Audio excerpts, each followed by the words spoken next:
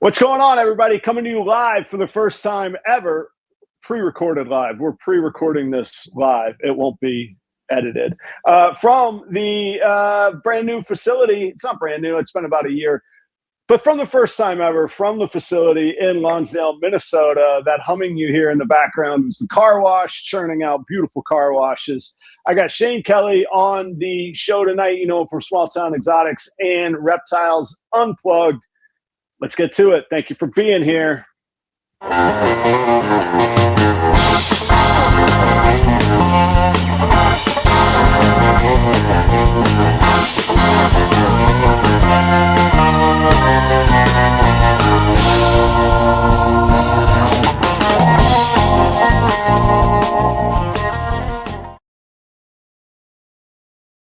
What's up, guys? Thank you for being here tonight. It's a bit of a special occasion. Every now and again, you got to live life. I am on vacation, and I could not record the show live at a normal time.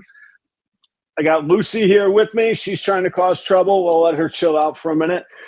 So I'm doing this pre-recorded session. You guys can still chat and have comments and talk amongst yourself, and I'll watch it when I get back. But every now and again, you got to step away and live a little bit. You know what I mean? Thanks to everybody that came to hang out in Tinley. Do you see this camera? Like, it follows me around. There's no gimbal, no tripod. Your iPhones, if the software is up to date, will do that. That's an iPhone 16 doing that. That's not even a 17. Cool little hack if you need like a pro looking thing. I could be like Mr. Rogers. Look at this. It's just gonna follow me. Thank you to everybody that came out to Tinley. What a great time. Always, never fails. I'm still riding the high on that. So thank you very much. The next show that I will be vending in person is going to be the April 12th Cold-Blooded Expos show in Minneapolis, Minnesota. Actually, I think it's technically St. Paul, but it's at the State Fairgrounds in Minnesota. I hope to see you there. Otherwise, come hang out on Instagram, go to properroyals.com, or check out the Patreon. And I got to tell you, if it's not my Patreon, check out Shane's Patreon, Small Town from Shane. Xotics Patreon. We do a lot of work together in there. We do some behind the scenes content that is only on Patreon, and we share those amongst our Patreon. So anyway, hope to see you somewhere. If I can ever help you out, please let me know. You don't have to pay. Just email me, message me, that kind of deal. So very first box is in the incubator. It's behind me here. It's back there. I'm chuckling because it's literally one egg and it has no veins. I don't think it's not going to make it, but it was a little bit funny to put one egg in one box in the incubator. There were 6 eggs and 5 were slugs, and then one with no veins. So you get that with first-time breeders sometimes. But anyway, I hope that your season's going well. There's much more to come. That's kind of what I have going on. It's been a wild stretch, and I'm happy to kind of wind down, knocking on the door of a little bit of vacation, then one more show, and that'll be the last one until end of May sometime. So keep an eye on what I got. I'll switch the focus to online and local ads and that kind of thing. So hope to see you out there somewhere. If you don't know Shane Kelley, you should. Shane has become a very close friend in the industry of mine. He's become somebody that I look up to, a confidant, somebody with a whole lot of experience, and we work a lot together. Like I say, we do a lot of behind the scenes Patreon content. But something that struck me recently was some of the moves that Shane is making, and I'll let him tell his own story here in a moment.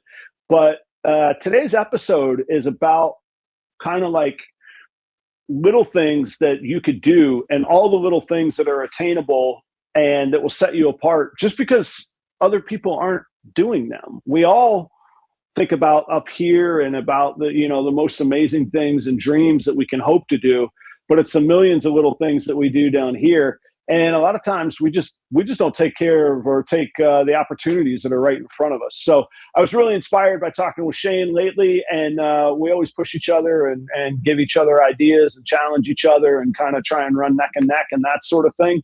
So I thought I'd bring him on to talk about it today. So please, I don't know how many times Shane's been on the show now, but please welcome back to the Proper Royals stage, Shane Kelley from Small Town Xotics. Shane, how you doing today, man?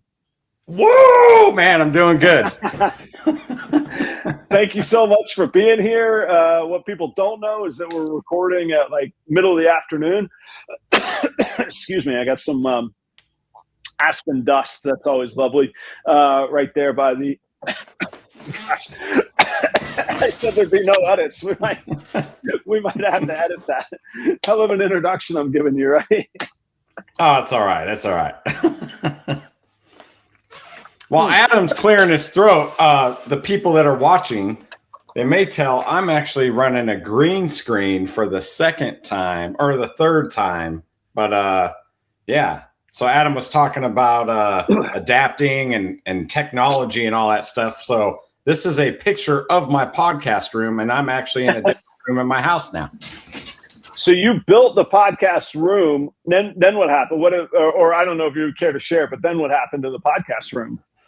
One of my older children just moved back home. He wanted to relocate to Tennessee, and I said, "Well, I got an extra room. It's my podcast room. So let me think of what I'm going to do." So the Adam from Beach Bum said, "Well, why don't you just green screen it?" And I was like, "That's the simplest solution to the whole thing." So I took a good picture of it, and I was like, "Boom! That is now my background for a green screen." The technology and the opportunities are wild, and or the opportunities that technology provides is wild. But secondly, like the challenges aren't even really challenges. They're just stuff. Like people got to get used to just stuff in life. Think about everybody's got at their job, they can think about the stuff. Well, that doesn't change. Like life comes up, who knows what, but I think you roll with stuff and take on challenges really, really well. And like I say, it kind of inspired me to put this show together today. If we were to jump right into it, I know you have no problem sharing it, but without me getting sued, maybe lay the landscape for your business outlook lately. And you've taken some different paths than other people have. And specifically, I think, I don't want to speak for you, but I think you don't use Morph Market anymore. No, it'll be a year in May since I've been on Morph Market. Yeah, I don't use Morph Market at all. I do use Reptile Ads. That's the new platform that's out there. So I am on there. So I'm not going to pretend that I'm not on any sales platform, but I learned some valuable lessons. I didn't agree with things that were going on at Morph Market. I mean, it's no secret. I put out a video about it. So I guess I didn't quietly left, but I left and showed yourself to the door, huh? Yeah. So I left, and at the same time, I had a website built through Husbandry Pro. So that's all integrated. I'm a Husbandry Pro user. Reptile Ads is integrated. So I'm into that whole making life simple solution. But yeah, man, I had the website built, and then listening to Adam right here, the kind host of this show, talking about Google search results. So that sent me down the rabbit hole of trying to get my website boosted up on search results too, and that's really important since I don't use the totally dominant platform out there, which is Morph Market. I mean, all credit to them. Like, even if you search Small Town Xotics, like the second or third item down is my Morph Market page. Even though I'm not a paid member anymore, I still have a free slot over there. So, I mean, it ranks no matter what, because there's a lot of search power behind Morph Market, Absolutely. Now, you said it's been about a year, so you're starting to have a pretty good sample size of data. What have you found? Have you found that it forced you to get creative with opportunities? Has it cost you money? Do you see yourself as, I don't know how much you want to share, but what are you seeing year over year? What are you seeing in that past year? So, I mean, right off the top of my head, it did not affect my sales whatsoever. Okay. I already kind of knew that I was driving most of my traffic to Morph Market anyways. So now I do most of my stuff through my website, through my Patreon, and through social media, Yeah. Well, and I think it's and that's always kind of been the case, though. Like that, right? You know. Well, so what I was going to say is this isn't about like anti-morph market stuff. There's plenty of that out there. If you want to find it, you can go look for it. But I am saying to the audience, like, okay, there's morph market, and so if you're already good, what about some of the other opportunities? Because all of us, I feel like, would say, well, if some is good, more is probably better when it comes to revenue. Now, if you're selling out every snake and you're, walking have a cakewalk of a life, I guess it's different. But most of us are grinding and trying to get by and trying to figure out these little incremental steps. So I think that's really my point today, is not abandon what you're doing or change. It's add to it, which is a change, but it's add to it on top of it. So, right. What are some of the things that, when you say you drive things to, how do you drive business to your website, in your opinion, or what's worked for you? Or what does that mean for somebody listening that's like, well, okay, I don't understand. What does that mean?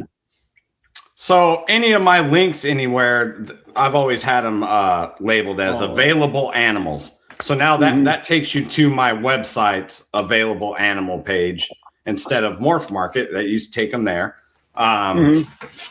If anybody, when I'm posting stuff on Facebook and Instagram, if they say like, hey, what else do you have available? I'm shooting them to my own website now. Instead, before I would shoot them to Morph Market, So that's what I mean by like driving my own traffic. And then if I do run an ad, which I do occasionally, nowhere, I'm not the ad master like Adam is over here, but when I do run a master, when I do run an ad, I'm driving it to my website. And that's what I'm trying to say. If you have your own website, like, you are the master and king of that thing. Like you run it. So the whims of any platform, and I'm not just saying Morph Market. It could be like the Show Me Show website. It could be reptile ads. It could be any of those classified sites. That's their site. It's their prerogative to change policies and all that stuff at their leisure and their will. And I mean, if I don't like it, and I depend on that, then I'm at their mercy. But I don't want to put myself at the mercy of anyone else except myself. Right. And that goes the same for Facebook. It goes the same for Instagram. You don't have to worry about, like you say, the policies or talking in code of, a little icon of it's ready to fly. Like, you know what I mean? You could be yourself and say yourself and what you want to be. So talk us through a little bit of what is in your website. You have your inventory section. Obviously, that's where everything is trying to get to. But what other things do you have that, say, if somebody Googles something and it pops up, that they might land on your page from? So I went for, because I do other species. So I went to, my goal was to dominate Knoxville, Tennessee for like reptile store near me, reptile breeder, like those kind of searches with subcategories for ball pythons, Western hognose, Mexican black kings. And so through the help of AI and a little bit of guidance and prodding from Adam over here, I just set to the task, man. And like, AI is the real champ of this whole conversation, if I'm being honest. Like, I could have done everything on my own, but it would have taken me, I'd still be working on it. Like months. It would take years, piling through books, figuring it out, wondering. It would take forever. So I wrote, I had AI write blogs, like at my direction though, too. Like, this is what I do. I've trained my AI for about 1.5 years now, I think. So it knows everything. It talks like me and everything now too. But anyways, so I have like a reptile breeder Knoxville, and then you start creating all this linking through everything, and it just boosts you through the website, man, on Google searches. And man, you want to get into like indexing and stuff too? Well, actually, I want to step back for a minute because you said something that I thought was really cool, and something. I think I learned it in restaurants more than ball pythons, but I think it applies. There, in any given location with any kind of population, there's a massive opportunity that we always think like we have. And again, it's only because of how successful Morph Market's been that we keep bringing them up. But we think, oh, we have to go to Morph Market. Only people are buying from there. That's what everybody's doing. Where I didn't do the research, but how many people are in Knoxville? 200,000, 500,000, some 100,000. I'm not even sure. I didn't even do that research, but it's a big area. Like, it's a big area. Knoxville itself is probably a few 100,000, but the metro area that it encompasses, like, it's the whole eastern part of Tennessee. Like, this is the main hub of East Tennessee. So, yeah. So one of my favorite quotes that I always hear, and lots of people say it, I think Bob Boo's kind of known for saying it. I don't need to find 3 million people to buy snakes. I need to find 300 people that'll buy 1 or 2 snakes a year from me.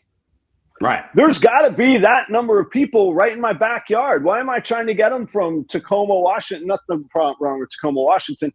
But so much can go wrong with shipping, aftercare. You can't build a relationship with the customer, or it's much more difficult versus, and I know everybody's situation is different, but I got this shop right here. I just need, you talked about metro areas. The metro area of the Twin Cities here in Minnesota is like 4 million people. And I was like, how many breeders that I know of, or I know that there's a lot of hobbyists and that kind of thing, but how many like pros are really going after it?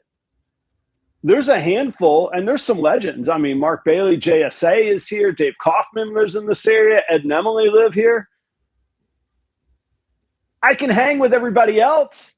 That's only 4. Right. They're not taking care of 4 million people. So it was like this real aha thing. Plus shipping in the wintertime is really tough. So I was like, let me turn to the local market. And then to your point that you brought up about Knoxville, I said to myself, what if somebody Googles Minnesota ball python or ball python near me and Google realizes they're in Minnesota? How do I get proper royals at the top of that list? How do I basically hack the system? How do I make it say proper royals and not some of the other names? And I love those guys. They've all been supportive of me, but we're all trying to, work and make a living and get by. And if I can get Google on my side, I want to be able to do that. And by the way, this is all stuff we talk transparently about in the Patreon, how we do it. And it's not even advertisement.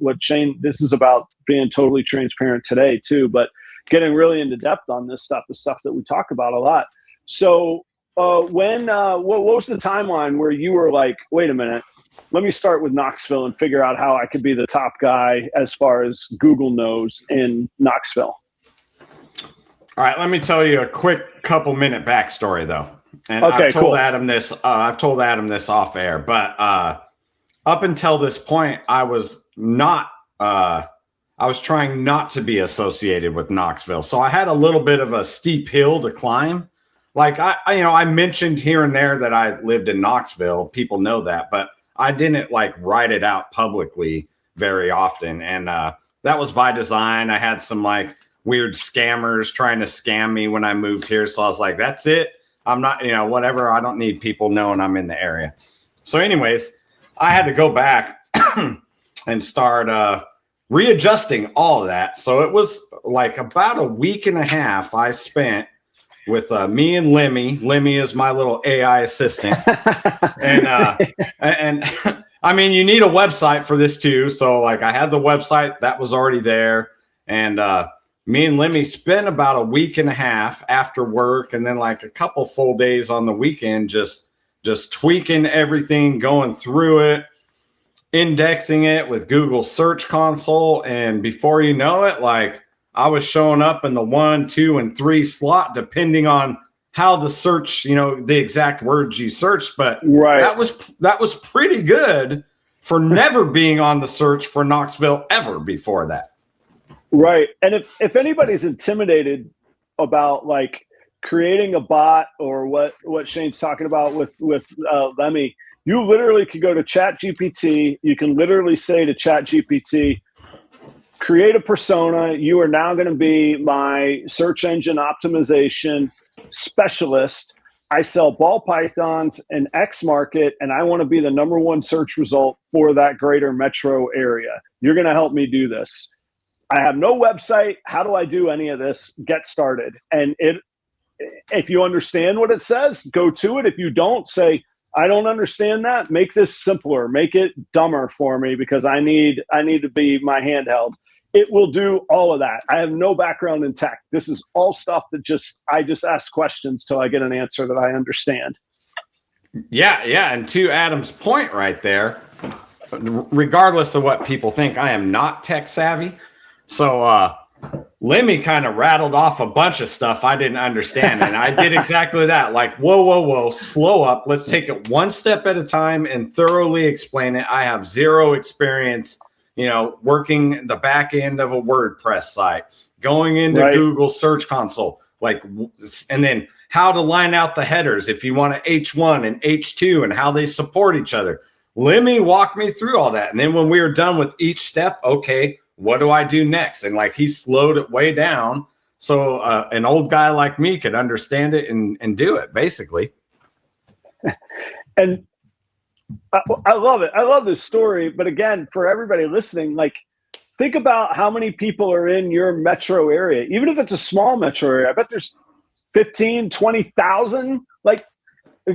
Go get those 1% of people that own reptiles and build a relationship with them and see how your business grows. I think there's so much opportunity with it versus just throwing chum in the biggest ocean possible and hoping you get a bite. And then we've all had the offer experiences on Morph Market or any other site or auctions or whatever. That to me was the answer around those challenges in business that I saw was all right, I got to get out of here. I got to do something different. And I think Shane and I would admit, I bet in a year, 2 years, we're going to have to innovate something else, Shane. People are going to catch on. I see constantly that SEO firms are dead because of how well AI can hack Google. Well, if everybody's doing it, then we're going to have to find something else, So, but that's part of, the growing, evolving, and iterating kind of thing. I mean, one of my personal mantras is champions make adjustments, not excuses. So I'm going to constantly be making adjustments and evolving with the times, and that's just part of it. And right now it's working on Google search performance and building my own website and relying on myself instead of everyone else. So how much of a challenge do you think it is for people? I think it's natural for us to be we've accomplished something, we're there, versus what you're talking about, which is kind of a never-ending journey. And was there do you see that in the hobby a lot with folks or people that are just, I feel that's why a lot of people get out. They expect to get somewhere. They get that oh, Adam got his car washed, now he's there. Now I got 99 new problems in this place. It doesn't stop or go away. Do you see that around, or did you ever have to get over that hump in your mind, or what do you do to cope with that? Well, I don't see it like that personally. I don't see there's this end point. I think it's always, there's always something changing. It's always, you always got to keep adapting and stuff. But I'll give you a hot take right now. I believe a lot of people were sold a dream at some point where it was just make beautiful animals and they'll sell themselves. Oh yeah, that's not true in a down market. Right. No, and I never thought that you saw it that way. Actually, I think that's why one of the reasons why we get along so well is that we just understand A, there's always going to be something. B, to me, the beauty of what we do is that there's no end point. It's right. Oh, I see that, or I got there. Now what's new, or what's so-and-so working on, or man, that gene that Shane had, every new gene is basically just resetting everything to zero. Maybe not to zero, right, but resetting the potential of things. So I see that as exciting. Whereas I think other people, like you say, maybe were told, no, you do this and then you're going to get here and it's going to be this. And here and this never materialize. No, I think they're just dangling their own carrot in front of them at that point, but I look at, and this is why I like you, Adam. So when I see that there's a challenge or like a roadblock, I look at it like an opportunity, and I'll give everyone an example. So a few years back, there was like this stigma, like, oh, you can't vend hog noses at Tinley. You got to get permits and blah blah blah. And there's only a couple people there. Well, cha-bing, I mean, there's a light bulb in my head. All right, that's less competition. So like, I just jumped through the hoops and got the permits, and let's go. Let's bring. I mean, why would I let like a simple thing like that turn me away? And then especially when it was all free too, So I just look at things like that. Like if that's a roadblock, that means there's going to be a lot of people discouraged, and they're not even going to try. And that's an opportunity for me to stand out if I accomplish that. And that goes with any aspect out there.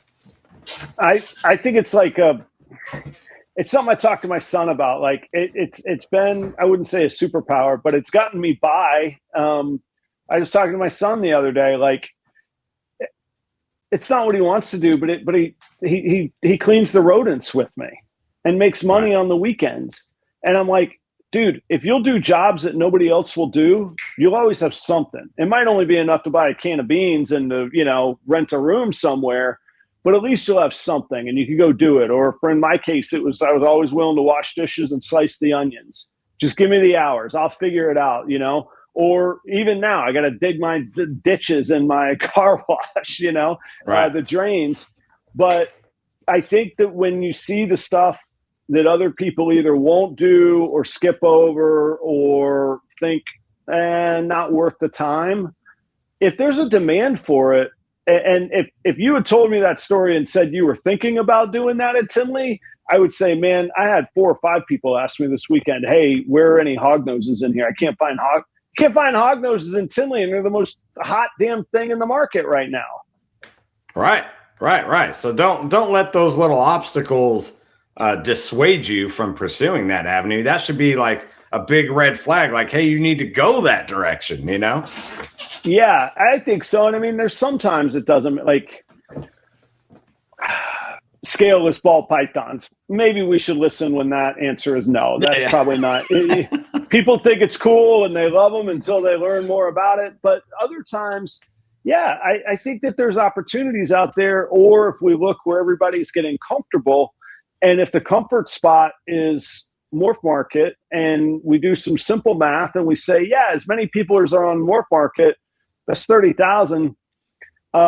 That's not even, if all of those people were in Minneapolis metro area, that would still only be 10% of the entire population I could reach locally and that could meet me in person. Like, right. The volume of people in any given area is way, way more than we can get our heads around, I think. And that's what I had to break those things down, like in food and beverage. Like, I only need 50 people a night to come in Jacksonville, Florida, a city, not even a metro area, city, literal city limits of over 1 million people. If I can't get 50 of them, I'm probably not doing something right. Like, I can find 50 people in the South that want to eat chicken tenders and drink some iced tea, man. We're going to make this happen. Yeah. I can do it. Let's start there. Like, I can find the people in Minnesota that want to buy bells and banana clowns. It might take a little more to teach them what triple hets are and that stuff, but there's some opportunity there. So, like, I like the idea of the sheer volume of a market that's out there. Even if it seems tiny, I love it.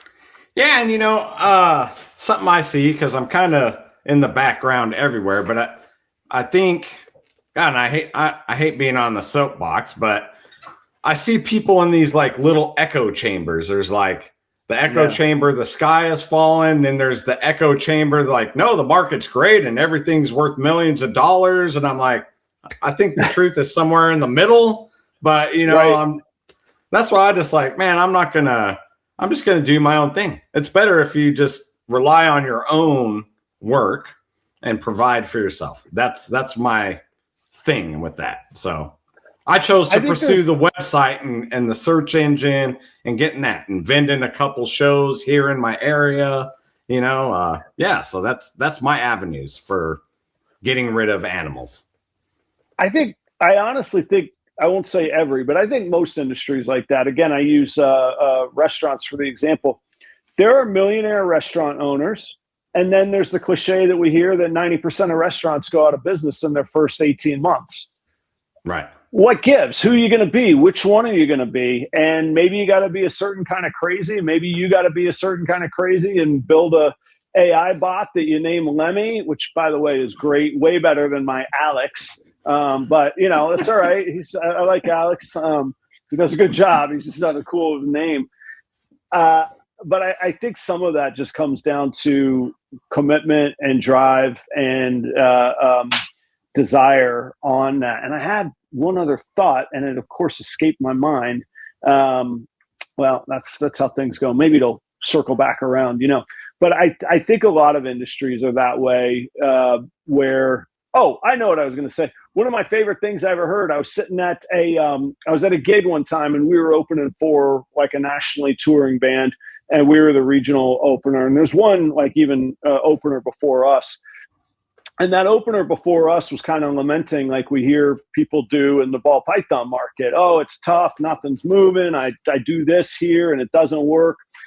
And the guy in that national band, it was so simple. And like, it seemed like a jerk thing, but it stuck with me for so long. He just looked at the guy and said, if your business model isn't working, you need to change your business model. And that was it. And like got up, mic drop, walked away. And like the guy was pissed. But it was so simple and so accurate. He didn't tell him what the answer for, how is he going to know what the answer for somebody else is? I don't know. For all I know, Shane, you got $2 bazillion. And for all you know, I do too. We don't know what's going to work for each other. I like being on the road. You would rather be at home. Fine. You got to make a business model that works for you, though. And if your business model isn't working, change your business model. Like, that's right. Yeah, that's right. You know, I remember this day, man. But you said something that made my ears perk up, though. It's like about that commitment. You know, it's if you're committed, you can find a way if you have the motivation and the desire. You know, and then if you're lacking those, it's real easy to justify not doing anything as well. So I mean, it's up to the individual. Right. You know, how do we talk about because you know. We have our platforms, we have our shows, we like to talk about what we've succeeded at. What about all the things that you've tried that didn't work? Are there some examples of that? And what benefits come of those? Talk about that a little bit. Man, I don't know. I don't really dwell, not for the business model thing. Most of my stuff has been okay, I guess. But I mean, I don't know. I did try like introducing leopard geckos. That wasn't a good deal. I wasn't the right guy for that job, so I failed at that, I guess. You know? Yeah. It didn't fit my brand, my business model, my customer base. It wasn't a good fit, you know? I gotcha. My point mainly in it was though, like I think that we have to have the desire and the willingness to experiment.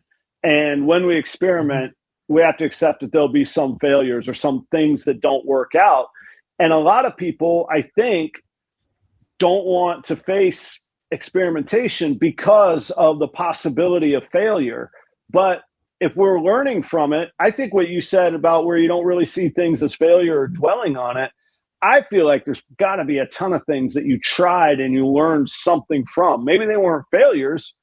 They were just little pivots or little bumps in the road or little changes or an updated outlook after whatever you experimented with. Yeah. Like I used to run a 2 edited videos on YouTube a week program. And that was really good for me for a few years. But then like the TikTok generation started up and like views went down the tubes. And like I held on to that for a while. And then I even bumped it down to 1. And then after a while, I was just like, you know, it's like super short form and long form are the 2 things now. And for the most part, at least in my, you know, for the workload and all that for me, I was like, it's just not worth it anymore. So I went to running reels on Instagram and dropping occasional edited YouTube videos when I'm feeling froggy about it, you know, and then doing a podcast where people can tune in and listen to me ramble about random stuff with a guest, you know? Well, and that's a good point too, that sometimes things are very successful and we wouldn't call them failures when things change, but if they're not working, okay, that's kind of polishing up a turd a little bit, you know? Like, so failure is not the right word, but I think about how I try and teach my son. He's a teenager, and I don't want to get too specific with some challenges, but I think a lot of times he's afraid that if he tries something too hard and it doesn't work, that means that he sucks at it, or that means that he's no good, or he sees his buddy that can do something. And I'm like, so who's keeping notes? Do you think somebody's keeping notes that a Facebook ad didn't work, or that my lighting got screwed up a little bit and then I had to tweak it a little bit more, or that one time in Des Moines I didn't make any money? Nobody keeps a notes on. You do, but that's it. Right. You got to let go of those things, you know? Figure out why you didn't make money in Des Moines. Figure out why the ad didn't go well. Figure out how to fix the lighting. Go ask somebody, you know? Like all those things. And I think it's just an outlook that I don't see people that excited about. That's not me knocking people, dumping on people, because all of that stuff also is sort of beyond hobby. That's into like commitment, business, lifestyle, livelihood. So right. I'm not knocking anybody. It should be fun. A hobby should be fun. So, what is kind of I do got an example. Okay. So I went. I've never been I'm not a super vending show type guy. Like I vend, a few shows a year. But when I started increasing that, I went to a Nashville show and I had like lower level breeder animals, like multi-het, like inchies and all this stuff. And I didn't sell nothing. And I learned right then, I was like, I'm trying to sell to the wrong crowd. Like I need to know my audience. I need to bring the pretty animals, because these people are like more in the pet realm and they want pretty stuff. They don't care if it's got multiple hets and what the breeding potential is. So, I mean, that was a learning curve. So, I mean, I lost money by vending that show, but I learned a valuable lesson. Bring pretty stuff and stuff like that that'll sell, and just know your audience. Like if I'm going to a Southeast, I'm going to bring more, and I'm going to bring some pretty stuff, but I'm also going to bring some stuff that's aimed towards breeders there. Right. Because more breeders attend that. If I'm vending a Nashville show, I'm going to bring more pet level friendly stuff. That way I can at least try to break even and make money. I mean, of course, I always want to make money, but I mean, at the bottom, I want to break even. I don't want to go home in the hole. Well, I think that you nailed it, because sometimes you just got to bring what you got. Like this time of year, right. I don't have any new hatchlings yet, and I'm down to what I got is what I got. So I bring those. But in general, if it's a local, I'll use Ed and Emily's show here locally. I do great at that show, but I better bring every banana clown and banana pie that I've got. And if I have any bells, I ain't coming home with the bells either. Whereas whether it be Morph Market, reptile ads, or Patreon conversations, I could talk about, this, double het, this and that, and it'll work towards your project here.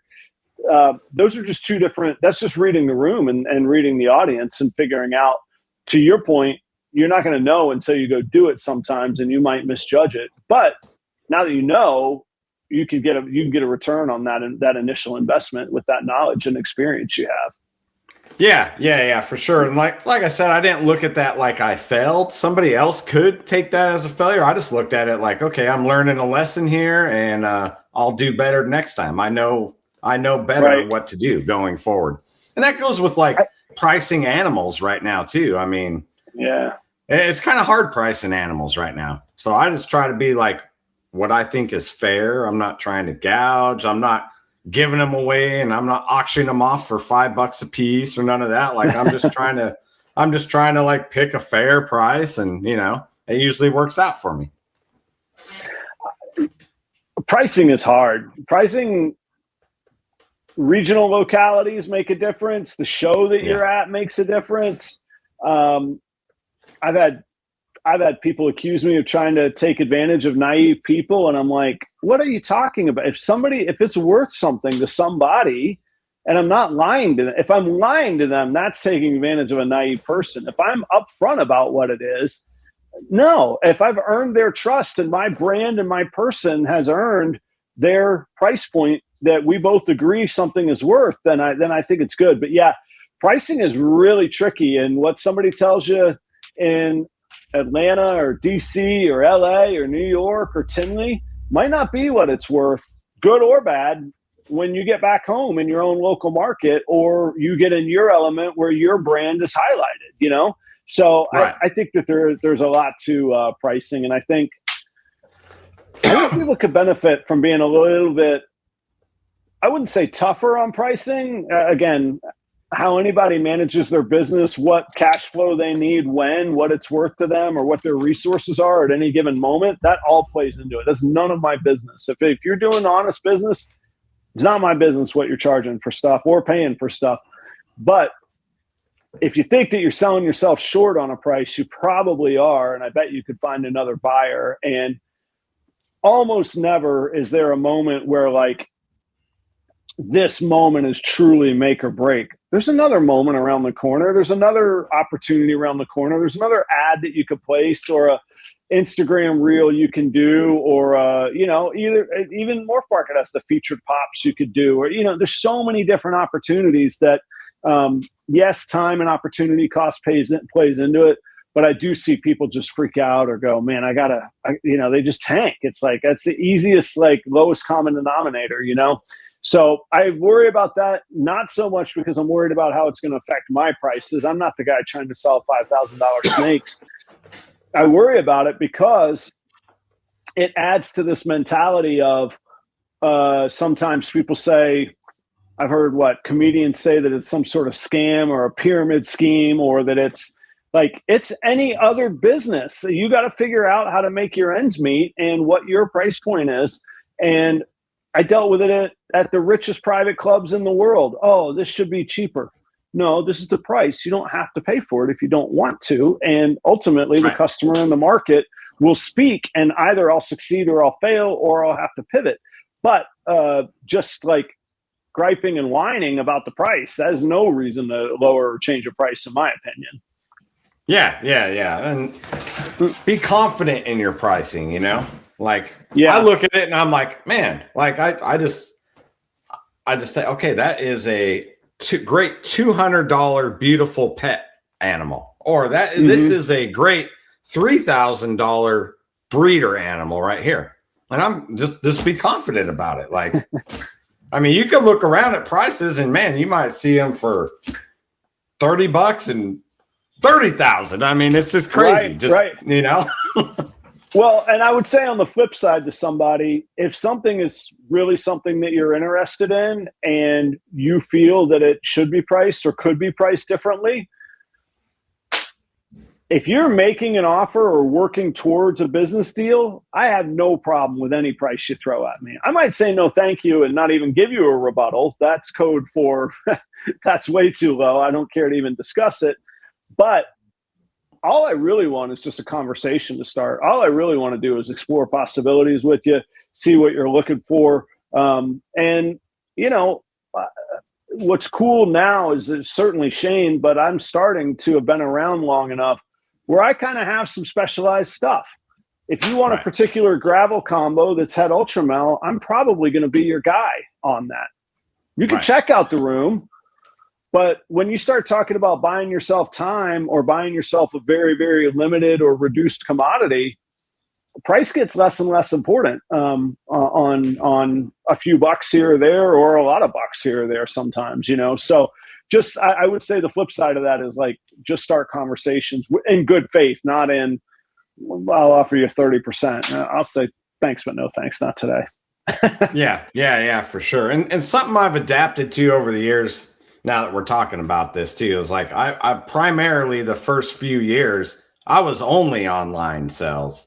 But as the market has changed, some of those pretty pets don't sell online. So I vend a few more shows than I used to, because I used to just vend two. I used to go to Tinley. And that was basically just to say hi to everyone and make a little bit of money, But now I vend some certain shows because that's where I can get rid of some beautiful pet level animals at fair pricing, you know? Right. And people could say what they want about the pet market, but to me, I see that as the new wave of the next people that will want the hets and the double hets. Somebody out there is going to be as crazy and neurotic as we are and go, how does that work? I got to understand that. And they're going to put something in their chat bot, and the chat bot's going to go, well, if you bought a pied that was het for clown, then you could produce that thing that Adam's talking about, or you could use his double hets that he's got, you know, and those people are going to be out there. Yeah. Is it 1 in 100? Probably. Maybe it's 3 or 4 in 100. I don't know. But along the way, those interactions and the people that do grow into that are so cool, man. It's a really cool experience. And when you could be a trusted resource for somebody, that's such a fulfilling feeling. And it's a good business relationship too. I mean, who are they going to turn to first when it comes time to buy the next animal that they need, or when it comes time to buy their rodents each week or whatever it might be, you know? So I think there's such tremendous opportunity, and that buyers anywhere shouldn't be looked down on. Where does it fit? What's worth your time? Sure. That's a different conversation. But for me, I love that opportunity, man.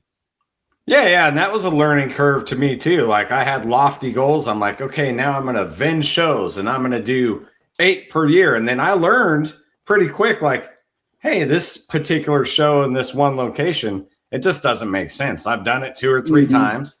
I've never even made my table cost. I'm Xing that out. I'm going to go where, you know, and that's a learning experience for me too.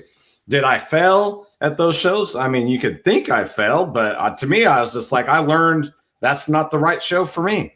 Lo and behold, They stopped doing that particular show too. So, I mean, there's something there, you know, but yeah, it's like when to say no, when to say yes. And, you know, knowing your own inventory, like I only have so much inventory too. I can only vend so many shows as well, you know, so. But that's something I've done over the past couple of years, is start incorporating certain shows into my business model, and like, okay, I'm looking forward to these and taking my inventory, and that's just part of my deal now. Where years ago I wouldn't have even been doing any of that stuff. Everything was online. It was easy. Yeah, right. Well, and it was easy, but I think we've all heard the expressions of, you know, challenges create character and all of that.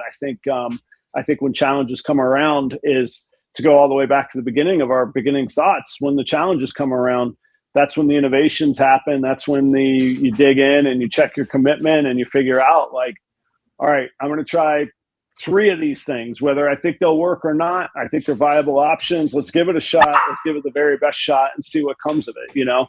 Right. So I think when those challenges come around, they're really, really valuable. So, Shane, would you stick with me for a minute while I pay some bills, give a little bit of thanks to the people that keep the lights on and help us out here. And then after that, I want to hear like what you're excited about, what you've got, maybe not in the literal incubator, but in the old incubator up top, of what some moves around the corner are next. So audience, stick around. Right. Guys, check out Redline Shipping. If you want a team that supports you, a team that you could call and look for help with, resources to ship your animals safely, people that have the institutional knowledge with FedEx and our resources there, go check out Redline Shipping. The user interface at redlineshipping.com is fantastic. Use the promo code PROPER5, get yourself $5 off of your next shipping label. The next one's tricky. Above me is Shed Testing. To the right is Phenome. That is the same company. It started as Shed Testing and is now Phenome.com. And it's become a reptile genetics company. It expanded from only ball python shed testing at Tinley this past weekend. They just announced that they are doing blue-tongued skink tests for male or female. I've never worked with skinks, but I guess they could be challenging to sex. You can find out now from a shed test of your skink. And they did unveil male-female sex testing for ball pythons as well. So check out phenome.com for the latest updates, all the genes and traits that you can test for. Great prices, very, very fast turnaround. And Charlie Williams is still heading up the ball python genetic testing unit of Phenome. So go check them out. Sundog Serpents, that's Sarah and Josh down in Orlando, Florida. I have done business with them. I have bought snakes from them. They have bought snakes from me. We used to vend together at the Orlando Repticon 2021, 22 time frame, somewhere in there. So I've known Sarah and Josh for a long time. They've become good friends.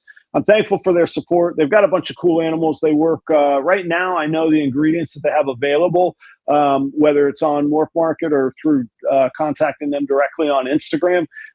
TSK Axanthic is the Axanthic project that they work. TSK Clowns, TSK Zebras, and combo ingredients are available for those projects. They've also got a variety of Ultramel projects going on. Right here is a little Het Monsoon that I have from Sundog Serpents. You'll have to stay tuned to see what we do with that girl. So go check them out. Give them a little bit of support along the way. Reagan Renee Royal Pythons. That is Charlie Ryan in Cherry Hill, New Jersey. Charlie is the founder of Reagan Renee Royal Pythons. If you go to ReaganRenee.com, you don't have to type Royal Pythons at the end of it. ReaganRenee.com. All of his inventory is there. He's going to ship to you free if you buy from ReaganRenee.com. If you use the promo code Proper10, he's going to give you 10% off of the purchase price of the animal on top of the free shipping. How about that? And then he's also got these cool value-added calculators, sort of similar to a genetic calculator, except he's got, in his day job, he works with metrics and analytics at a professional level.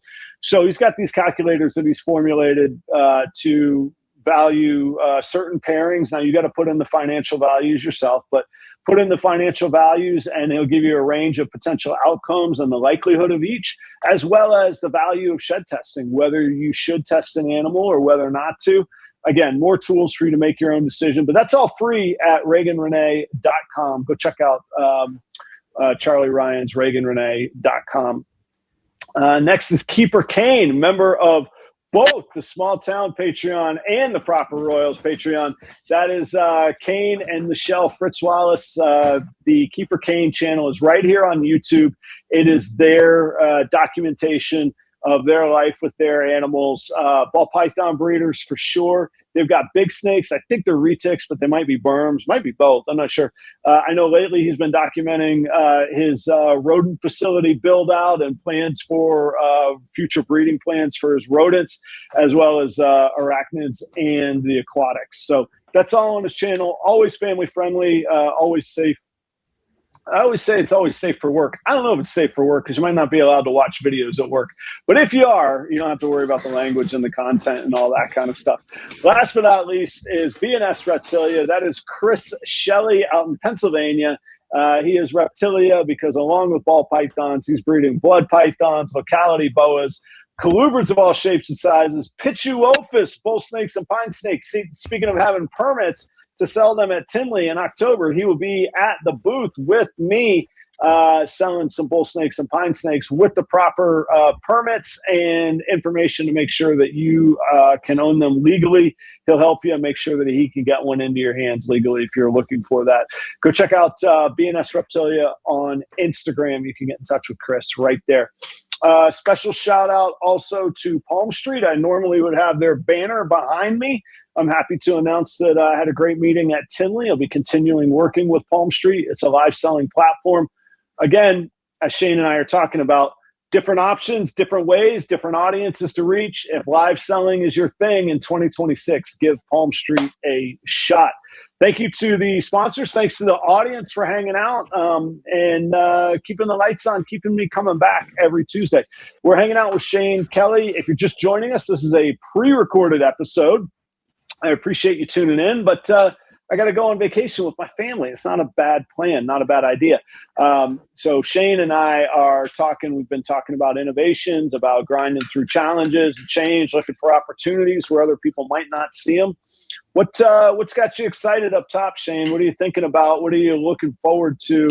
What are you cooking up for the future, man? Well, looking at this year, producing triple combos that'll be Enhancer G Stripe Clown combos. Okay. I'm looking forward to that. So that's a big one. I started that in 2020. So like, wow. Okay. So like this is my year where I got a lot of odds and chances to get it. So I'm excited for that. Most importantly, though, thanks to Chris at B&S Reptilia, this is my first year of breeding boas, and I've been ultrasounding, and I got a pair of Tara Humara boas from Chris actually, and she's sitting at 35 millimeters, man. So like it's looking really good, Yeah. They go at there's like the 40 millimeter, the ovulation target with them as well. Yeah. So I'm excited to be doing. I've always dabbled in other species, even though I don't post too much about it. But so I'm excited. That'll be another species under my belt. I actually got 2 pairs going, but the ones I got from Chris are the ones that are looking like, man, it's almost there. I don't want to say it's like in the bag yet, but I mean it's looking really good, So I'm excited for that. And then I got a whole bunch of hognose pairings going on, and so I mean, as far as what I'm cooking up for 26, man, I got a lot going on. There you go. Yeah, I like to keep my brain. I like to constantly be learning and progressing and getting better with every species that I'm doing. So I think you have to. I go back to restaurants, but I always said, like, you either have to evolve or you're going to turn into a dinosaur and go become extinct. And Lord knows my days behind a salad bar at Ruby Tuesday are long behind me. That had to evolve in the restaurant industry, and same that I find in this hobby and this trade. I like the word trade. Maybe it's not an industry, maybe it's not a hobby, but in the middle there's a trade. So right. I agree with you as well. This year for me has been like, this is I want it to be, and I will see how successful I am at it, because I tend not to be good at this sort of thing. I want this year to be the year that I kind of do the thing I've set out to do. I've moved from North Carolina to Florida, from Florida to Minnesota, from my house in Minnesota to buying a car wash, renovating this space, moving everything in here, which is kind of cool. Look at that. I can do a little 360 tour here. Yeah. Now, Shane, that is the laptop stand spinning. That is not just a phone doing 360. I was like, man, that's pretty good. Yeah, like that's really good. So, but it's really, I've said I want to really fine tune this year. But in that means I got to learn how to run a car wash, to be a car wash pump mechanic. I still want to expand the rodent operation. Like you, I'm really excited about the pairings that I have going on, what's going to come out. Like I get just looking at my pairing sheets when I put the males in, I'm getting excited because I'm like, oh my gosh, I hope this works. Oh my gosh, I hope these things go. I'm just pumped about that. So I really want to get to where I don't have any massive projects, but I'm doing a million of the little things right, where I'm just going, all right, what do I need to tweak? What needs to get more efficient? What loose ends? I'm looking at my floor trim. I still need to put vinyl floor trim all around the place so I can get a full usage of my floor drains and mop and squeegee and all that, So I want this year to be that year where I don't stop growing, I don't stop expanding, I don't stop learning. But the massive projects, for Pete's sake, Adam, give yourself a little bit of a rest here just this year. Like get your feet under you kind of thing. So that's my thought. And I got my incubator in, which I don't think anybody could see. There's just a little black trim out there. That's the side of the incubator. But where that wall gap is, I still have to get my upright freezer in here as well. And then, like I say, the rodent side, which is on that side of the wall, sky's the limit there, man. I can't keep ASFs. And I've yet to advertise with them. It's just people word of mouth, man. I can't produce enough to keep people happy around here. So they pay some good bills too, man. I like the ASFs. Yeah. So I'm going to keep growing them. I spent just a little plug here. I spent quite a bit of time with Vision Racks at Tinley. More to come on that. But one thing I really, really like about Vision, and it was really kind of neat to talk about the company culture. They are constantly innovating, trying new things, coming out with new lines and new products. You'd think after, unveiling the Ultra line 2 years ago, they were probably like, okay, good. They said, no, now it's time to upgrade our entry level line. Like, that's a really cool company culture. And I talked to Mark Beavers, the guy's name, Mark Beavers is his name. And because this stuff, it intrigues me. I'm curious about it because it's expensive. Like, how many things do they have to test that don't work? How many prototypes do they have to figure out how to manufacture that aren't what they want? We know you got to go through many, many iterations of something before you get to the quality product that you want to unveil. And it's not a knock on any of the other companies. I have Freedom Breeder rack. I have an ARS rack. I have those in the rodents. I just thought it was neat because Vision seems really constantly innovative, while some of the other companies have said, here's what we do, and we do it really well. I'm not saying that they don't innovate. I don't know their company. That's not a knock on any of them, but it just stands out to me how much Vision does. And pursuant to our conversation today, it really kind of speaks to the excitement that I get when I think of potentially working with them or learning more about their company and seeing if there's an alignment that makes sense. I think it's a fun opportunity that way. Yeah, for sure, man. I've noticed that with Vision over the years too, man. They're always like doing more new stuff, new designs, and it's cool, man. It's really cool. Yeah, I've actually toyed with the idea of getting some of their racks for my hognose.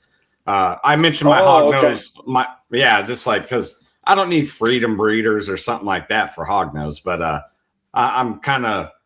The PVC racks are good too, but I'm just like, I'm willing to try some Vision products. And like to go back to my hognose, like in the background, I've went from like a couple pairings a year to like this year, I'm pairing 11 females. All of those females could double clutch. Like potentially I could have a ton of babies. So like that whole half of my room is like grown over the past 6 or 7 years, and it's about time to do a rack upgrade. So Vision is one of the places I've looked at for doing adult hognose racks, actually. So, oh, nice. I've only dove in. I've only jumped into their rodent dove. I've only dove into. That doesn't sound as good. I've only jumped into the learning about their rodent racks because that's kind of my focus right now. But it was a really neat conversation. And the main point of bringing all of it up is that the video is live now on YouTube of some of that conversation, some of the innovations that they're making and what they unveiled at Tinley. Mark was kind to spend more time than he needed to with me. My professionalism fell apart. It's always step one when you're going to do a media thing is hit record. Okay, that's what you want to do. A little inside pro tip there: hit record. But we got it worked out, and that video is live on YouTube now. So go check that out, guys. Shane, where can people find you? You mentioned your website. Talk a little bit about that. Give us the little promo here. Smalltownexotics.com. That's where you can find me for everything. And it has links to go anywhere else that you can find me too. But Patreon, we've mentioned that a couple times. Reptile ads. I'm definitely a big supporter of reptile ads. And you can find me on YouTube, Reptiles Unplugged channel, and the Small Town Exotics channel. Man, I'm everywhere. So, I mean, if you can't find me, you don't know how to use a Google search bar. That's right. And that's exotics with an Xotics, right? There you go. Yes. No E in exotics. Drop that E. Kick it down the curb, yeah? Right down the road. Yeah. We're hanging out. If people are still watching, we can tell fun stories now. When you did the X, I don't know if you've how much of a fisherman you are, but in Florida, when you go, like, they had these things called party boats, and you can go like out with like 30, 40 people fishing, and you just basically, you have a rod and you just drop it down, and they'll be on a reef, and you're catching these cool things, and they could be little fish, they could be huge, humongous fish. Everybody's having a good time. And these shipmates, they come and they actually unhook your fish for you, so that you're not like these boats are packed. You can't be swinging fish and hooks around and all that, you know. So, and they're working. This isn't like a kiddie game. Like they're going to town. Well, they throw all the fish in a cooler, and you might be wondering, or people might be wondering, how you know which fish are yours when you get back to the port. And what they do is that they mark each fish. So your group would have their own mark. And so they might be like left fin, like they clip the left fin or the right fin. Well, ours, for spring break, we always went to Key West and we always went out on these party boats. And ours was X to the throat. X to the throat. That was the fishing team. That was the one, man. That's how we knew. Like to this day, 30 years later, man, there's people that I haven't heard from in a year or two, and I'll just get a text out of nowhere, X to the throat, and they'll show me a picture of a fish they caught or something. So when you held up your X, that's what it made me think of, man. That was a fun memory. So, so check out, what was the website? smalltownexotics.com? Yeah, nice and easy and simple. That's easy. And even if you put the E in Xotics, I own that domain too, and it routes you to the right website. So like you're covered. It's going to fix you. Yeah, you're covered. Another hurdle that you're overcoming. Awesome. Shane, thank you. I mean it seriously, actually. Like there's a headache. Okay, let's make it a non-headache. We're going to fix it. So Shane, thank you for hanging out today. I am going to finish my chores here in the shop and get my butt ready to get the heck out of here for a little bit and hit the road for some fun vacation time with my family. I appreciate you doing this for me. Audience, check out Shane everywhere that you can find him, smalltownexotics.com. He's also on Instagram, Patreon, all those good places. And it's Wednesday nights at 8 o'clock Eastern. Is Reptiles Unplugged? Yes, sir. Yes, sir. Go check out his podcast and content. If you like what you heard today, get more of it there. Next week, I got Inky Clouds back to live programming Tuesday night, 8 p.m. Eastern, same time, same place. Everybody, thank you for hanging out. I will see you somewhere in the Caribbean, my friends. Adios.